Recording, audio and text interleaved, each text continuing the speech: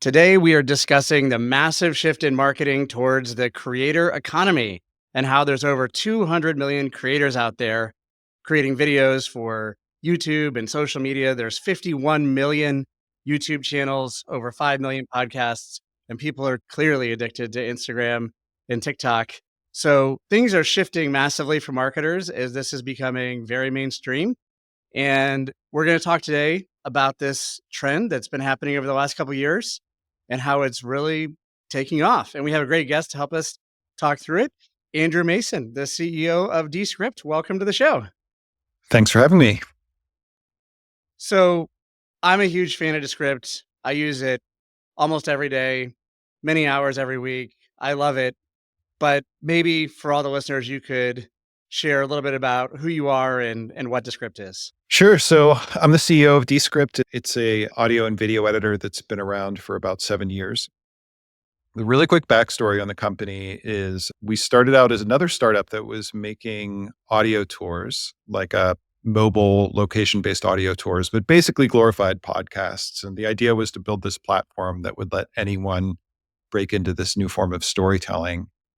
And what we realized really quickly was that the tools were getting in the way. There were all these great storytellers out there who could write, who could talk, but they weren't trained to use these professional tools for working with audio. And even the people that we got that were trained, it was a very slow process and really stood in the way of the medium breaking out. So this was at about the time that automatic transcription was getting really good. And we thought, wouldn't it be cool if somebody could build an audio editor that looked and felt like a word processor? We found someone who was getting their PhD in exactly that to join the company. We built it out, showed it to people, and it immediately struck a chord. And we took it further and said, can we figure out how to extend this to video? And when we got confident with that, we realized it could be a really big thing and broke it out into its own company. And we've just been chipping away at that same vision since then of trying to reimagine the audio and video creation tools to feel more familiar so that it can be something that's just in the communication toolkit of everyone in the way that docs and slides are. And so, what made you passionate about spending the last 7 years on this with your team of over 100 people? What really made this important for you to be the focus for the last 7 years? I have been messing around with these tools since I was a kid. My degree's in music technology before I got into building tech companies. And I've used these whole tools for a long time and felt like we were just in the right place at the right time at what felt like an inevitable kind of shift in the way that these tools worked. Words just felt like a better abstraction of media than waveforms and timelines. And so we felt lucky to be there. And it was a big problem that could have a big impact on enabling this, bringing this medium within reach to a lot of people. And that just felt like a exciting thing to help bring about.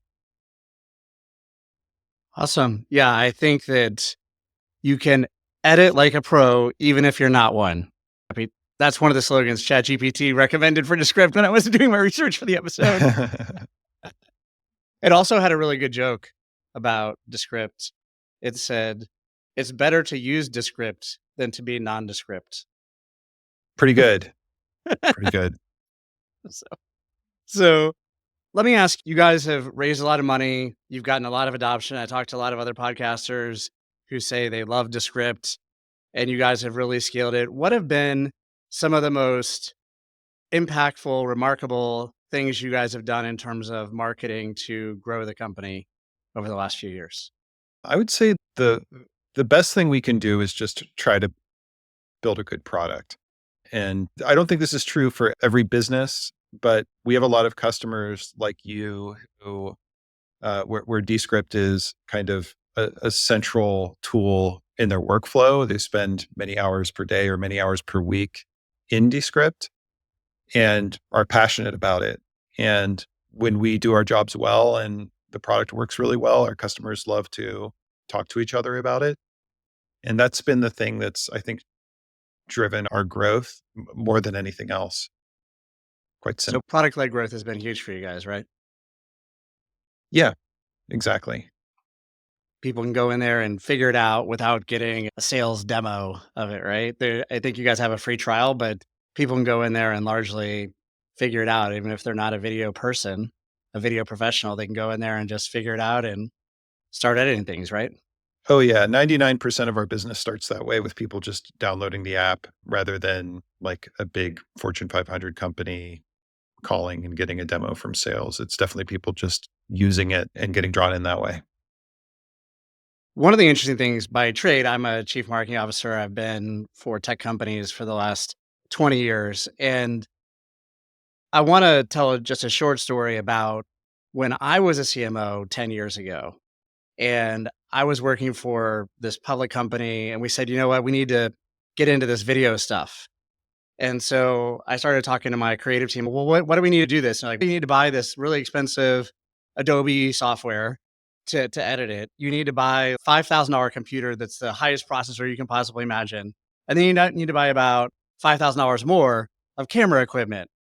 And then you need to hire a full time video editing person who can do it. And I was like, that seems nuts to make a bunch of 2-minute videos for YouTube. But I was like, let's do it. And so we did it. And we were really successful with it. Ultimately, we got for the videos we produced like 100 videos that were all 1 or 2 minutes.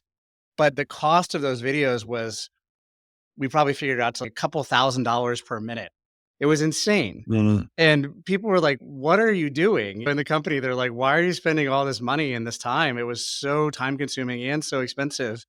But we did get 20 million video views from those videos. So it was pretty high impact. And ultimately, people who came in for an interview to the company would say, I've seen your videos. And customers would say, I've seen your videos. And so 10 years ago, this was starting, but it was so hard, like you're saying, is a company who genuinely wanted to do it. Like I used to walk into the video guy's office and he had this like massive PC and it's just grinding away. The 2-minute clip you need will be ready in 2 days. And I was like, really? It takes that long? I didn't believe it till I stood there and watched his computer just grind. But we're in a much different day and age, just 10 years later, where I can produce a 2-minute video in 15 minutes. It's amazing to think how far we've come just like in the last 5 or 10 years. I'm very old. That's why I draw this contrast. Yeah, similar. I've been using those tools for a long time. Content has changed dramatically since those tools first came about. They were designed with making film and television and commercials in mind, not really the daily turnaround that's expected by creators and businesses to keep up with the insatiable appetite that their customers have for content. Um, and this is just one of those moments in time where there's an opportunity to kind of reimagine what the tool is from the ground up. And, what our belief is the way that the most powerful way to use AI is to use it to reimagine the tools so that it feels better in the fingers of humans, rather than just asking the AI to automatically do everything. That can be very powerful and as a layer on top of a tool that feels natural to people. We've just seen when you look at the types of stuff that businesses and creators make, there's still a lot of craft that goes into it and they want a level of control. So that's what we're trying to do is like have our cake and eat it too, where we can use AI to improve things, but still give people the control that has kept them using the kind of conventional timeline editors for all this time. One of the things I love about Descript is that it is a amazing use case for AI, and OpenAI is an investor in Descript, right? That's right. And one of the favorite things that I've watched from the outside that you guys have done in terms of marketing has been your launch around the AI capabilities, which you guys brilliantly branded Underlord. Can you talk a little bit about that and how you did that and why you did it in that way? Yeah, we launched Underlord towards the end of last year. It was kind of you may remember or may have noticed that most companies were branding their AI features with a a sparkle icon. And you kind of get it because AI feels magic, but I think most people feel a real ambivalence about AI. They are attracted to the power and the time savings, but worry about what it might mean for creativity, worry about turned into paper clips at some point, a lot of worries. And those worries feel legitimate to us. So we just wanted a name that nodded to the complicated relationship that people feel with AI, and showed where that we were very like decidedly putting it below the human in the way that we were implementing it in the product. I loved it because I'm a huge fan of ChatGPT, but it's not quite there yet, is the honest way that people who use it all the time feel about it. And the Underlord name is fun because it leans into that a little bit. I think your guys' messaging was it's like your intern. And it's not quite there yet, but it still does a lot for you. And I just thought it was really a fun way to introduce it in a morass of people just using buzzwords around AI. And you can't even really understand what they're talking about half the time. So I really just loved the product marketing you guys did with that launch. And I think I've heard from a lot of other people that they felt similarly. What is your favorite AI feature in Underlord? An oldie but a goodie, one that we've had for a while is Studio Sound, which comes in handy so often, whether it's for me and I see it up level people's content all the time. What it does, it's not just like removing wind noise or background noise or something like that from your recording, but it takes a good recording and makes it great. So it takes a recording that was made in your kitchen with your laptop microphone, the kind of thing where maybe you don't have the right environment or even the trained ears in order to get it to the next level, and just makes it so you don't even need to think about that stuff. And I like it because I think it's emblematic of what we're trying to do with Descript, which is just let people let people communicate, let people tell their stories, and take the skill and tedium and time required to look and sound good out of the equation. Studio sound has been a lifesaver for me when I've had guests that came on my podcast and they didn't have a microphone and it sounded like they were in a hollow room. And it's made them sound really good just by the click of a button. So it's pretty amazing. I agree. One of my favorite Underlord features, the first thing I do after every episode is I go in and it will automatically count up and flag if you click on the transition words that you use and flag all of those. And then with one click, you can just remove all of those. And I say like way too much. It's interesting when I look at a lot of episodes that are 20, 30 minutes long, the count is often 150 to 200 words between me and the guests. And so when you think how much dramatically better it sounds without all those transition words, it's really an amazing use case for AI, in my opinion, because previous to using Descript, I had hired an audio editor, which would sit there and he would manually go through and do that 150 times one by one. And I was like, that's nuts to think that was all manual. And now that's how quick it is. It's just one click. It's really a brilliant use case for AI. And the other thing is the show notes to create really good show notes and chapter markers and come up with suggested headlines. It always doesn't nail it 100%, but it does it like 80 or 90%. And in a lot of cases, what I'll do is the other AI tools I have, I will do a bake off between the AI tool and Descript and the other tools, and Descript's AI output for show notes, YouTube descriptions is just much better. And that's the sort of stuff that just took a lot of time to do manually for people when you have to do those things. So many great features there in Underlord. Are there more features coming in Underlord like that in the near future? Oh yeah, for sure. You can count on there being a pretty continuous drumbeat of stuff we'll be adding there. Because AI is moving so fast, just so fast, and it's fun to watch. One of the latest things you guys just released is Rooms, your remote recording studio, correct? That's right. Yeah, in which we're recording right now. Yes, I'm very excited. This is my first Rooms podcast recording, and I have to say, I love it. I tried it out as a test, and two of the things that I really love about it is that you can do the multicam active speaker functionality. So when one of us is speaking, it highlights us in the video and it automatically does it. And that's a sort of professional video editing technique that a lot of podcasts would never get to because they just don't have a professional person doing the editing.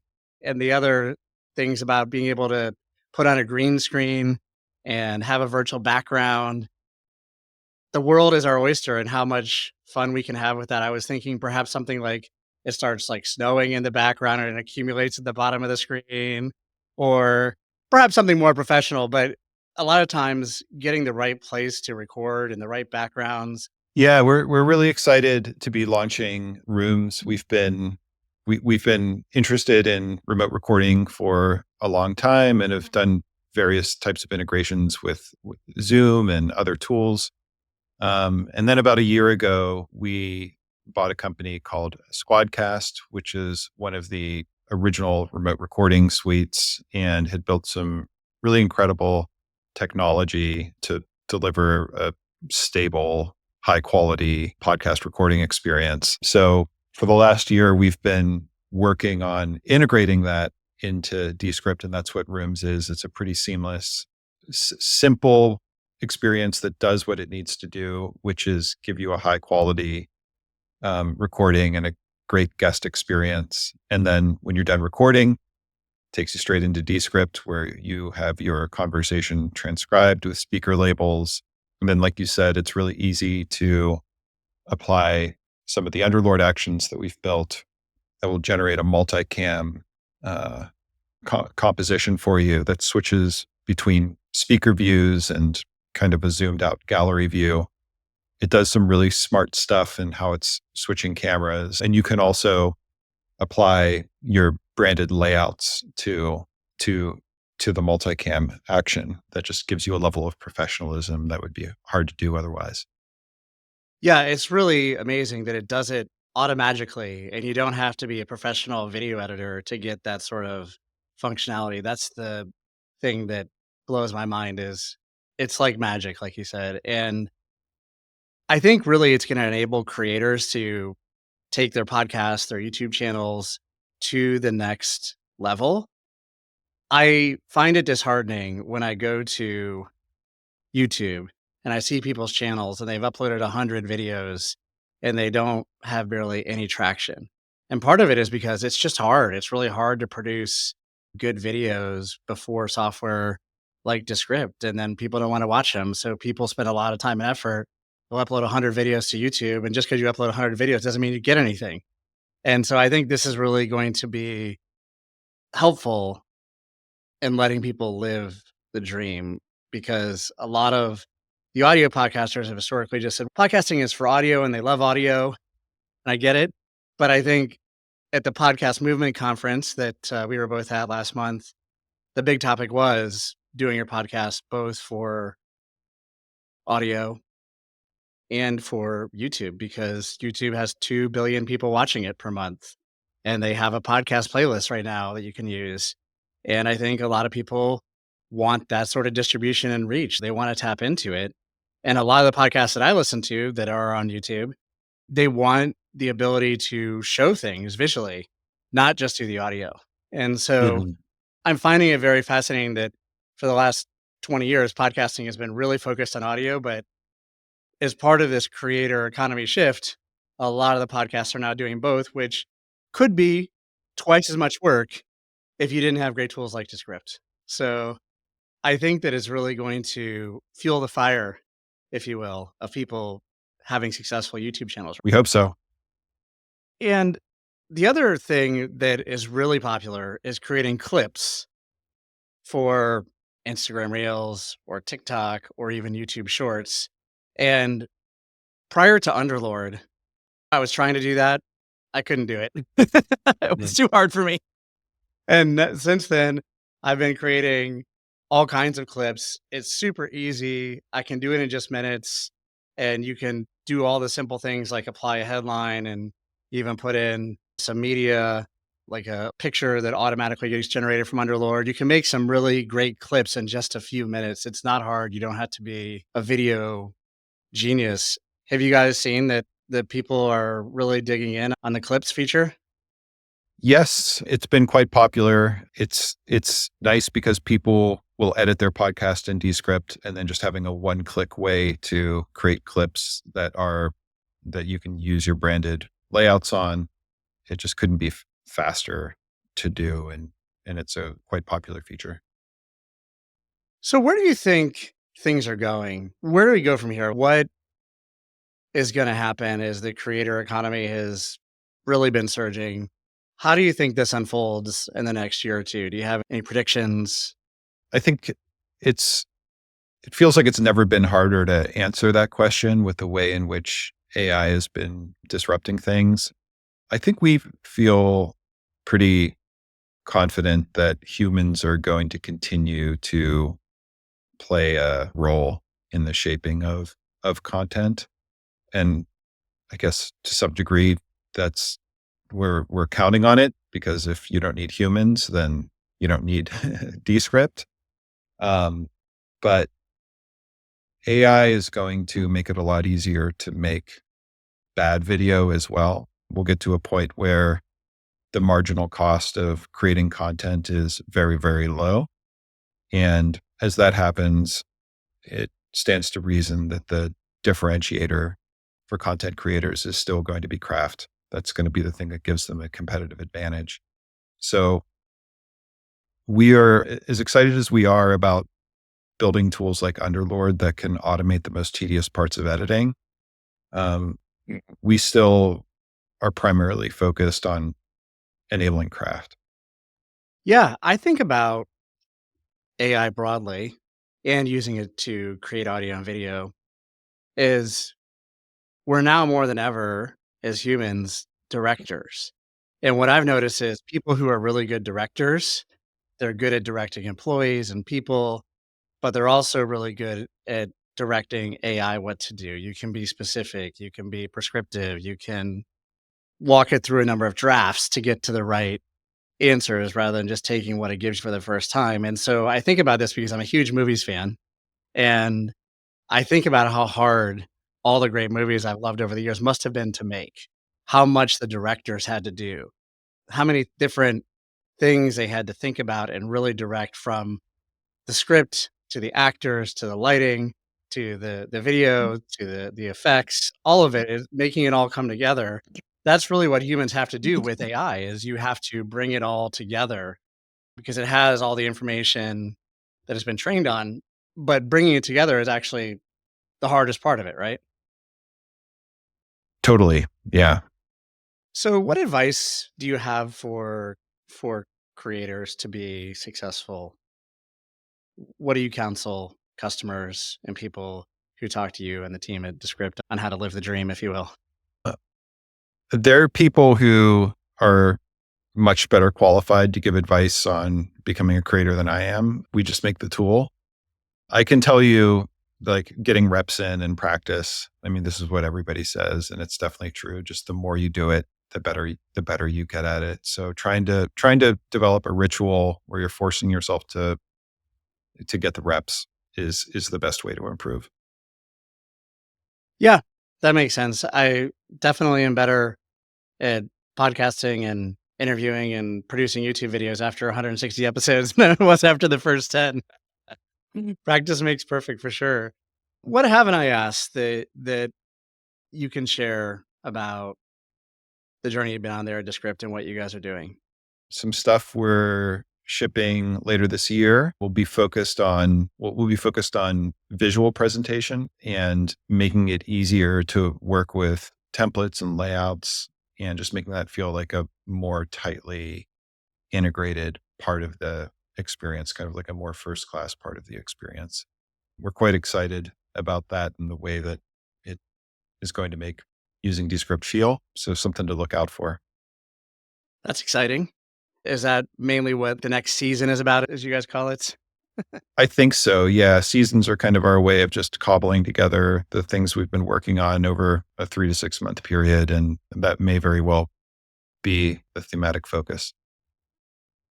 Awesome.